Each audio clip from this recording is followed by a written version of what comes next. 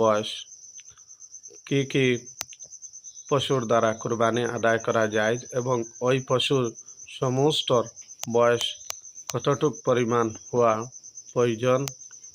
আসসালামু আলাইকুম ওয়া রাহমাতুল্লাহি ওয়া বারাকাতুহু। আউযু বিল্লাহি মিনাশ শাইতানির রাজীম। আলা মা রাযাকাহুম মিন বাহিমাতিল আনআম।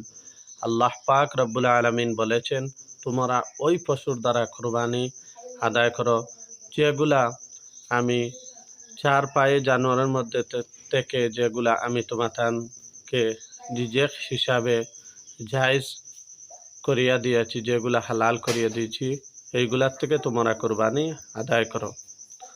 আল্লাহ রসুল সাল্লাল্লাহু আলাইহি ওয়াসাল্লাম একটি হাদিসের মধ্যে ইরশাদ ফরমাইয়াছেন, সুনানে মুসলিম শরীফের হাদিস, যদি কোনো ব্যক্তি উটের দ্বারা কুরবানি করতে চান তাহলে একটি উটের কমাস কম 5টি বছর হওয়া প্রয়োজন, একবারে জরুরি।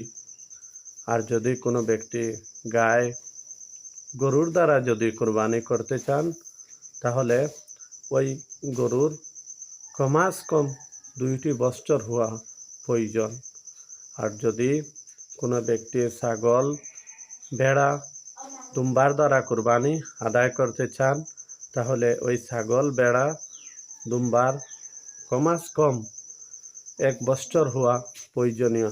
হ্যাঁ, যদি কোনো দুম্বা এইরকম থাকে, দেখতে ওই দুম্বাটি 1টি বছরের মতো লাগে, মোটা, হাইটের দিকে বেশি উঁচা, তাহলে ওই দুম্বাটি 1 বছর থেকে কম হলেও ওই দুম্বার দ্বারা কুরবানি করা জায়েজ আছে।